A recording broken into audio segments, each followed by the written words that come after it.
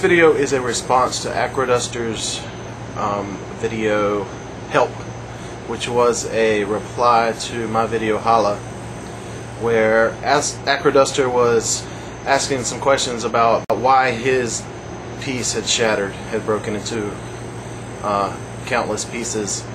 And what was going on is Acroduster was making a multi-sectional piece, and he was almost finished with it, and he was going to cut off the mouthpiece and then he would be done with it. But when he removed it from the kiln, he decided to warm the whole thing up in a big bushy flame, and crumble, it all fell apart. So I thought I would kind of go over some of the reasons why pieces crack while us as glass blowers are still working on them. And I came up with several reasons, and so I'm just going to list them. The first would be inconsistency and variances in thickness. So if you're working on a piece and there's different thicknesses throughout the surface area of your piece, where the different thicknesses come together, there's going to be inconsistency. That inconsistency leads to major stress, and the stress will lead to cracking. So whenever you're working on something, you need to pay very careful attention to the detail of the thickness of the whole piece as a whole, especially in the areas where two pieces come together, which are called joints or welds. When you weld something, it needs to be smooth all the way around. Glass does not like to make right angles. It doesn't like nooks and crannies. Especially doesn't like different thicknesses in these areas where you stick two pieces together. So you need to have a very good understanding of how thick your piece is. The second issue that I wanted to mention why pieces may crack is because of heat base. Now, heat base is basically the temperature of your piece as a whole. Your heat base needs to be distributed evenly. The whole piece should be about the same temperature. As you work on it, however, that temperature will change, and the heat will only be in the area that you're working on. You need to focus what you're working on to one area.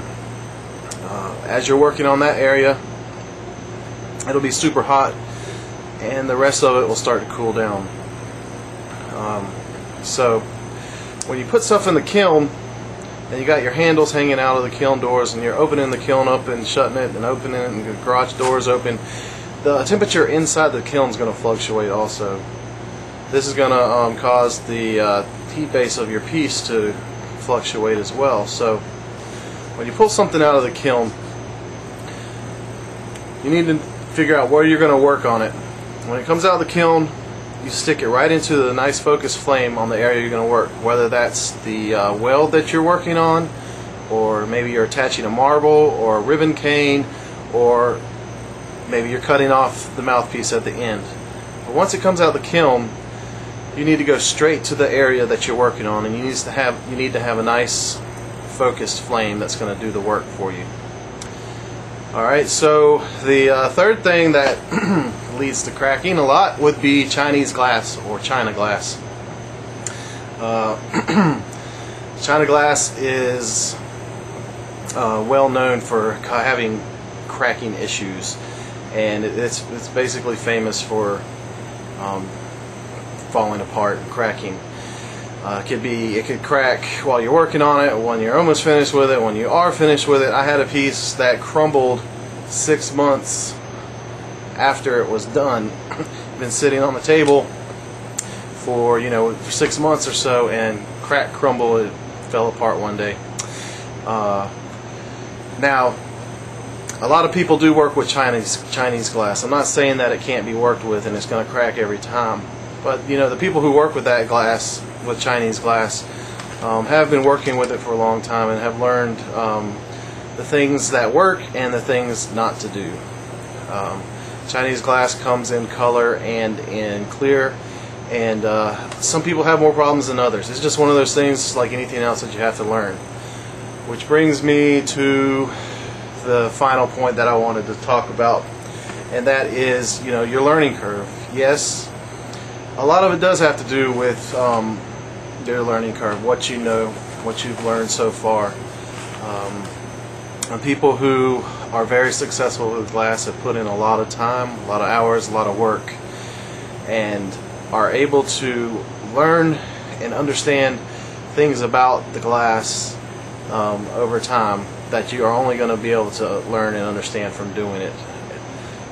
You're going to learn all the things that you are not supposed to do. There's a lot of great comments on Acroduster's video help, and a lot of people, a lot of good glass blowers commented and suggested reasons why there could have been issues, and it was basically determined that it was because Acro had put his entire piece in this bushy flame when he should have just put it straight into gone straight to where he was going to work at the mouthpiece. So it's one of those learning curve things. You're going to learn more as you go, and I really like this this idea about sharing with others whatever info we have about the knowledge of glass. I really dig the open source concept, and I'm thankful for Acroduster for throwing it out there for everybody to try to get involved. And we should all work together as a community of glass blowers to teach each other and learn from each other, because what you can teach me and I can learn from is gonna push my limits, and it's gonna push you to push your limits as well, and be one big happy glass blowing family, community, what have you. Feel free to comment. I'm sure there's a lot of ideas that I haven't mentioned that other glass blowers are more knowledgeable about, that have different ideas that I didn't even think of. I tried to scale it down to just a few things that I can make a short video out of, but go out there and blow some glass.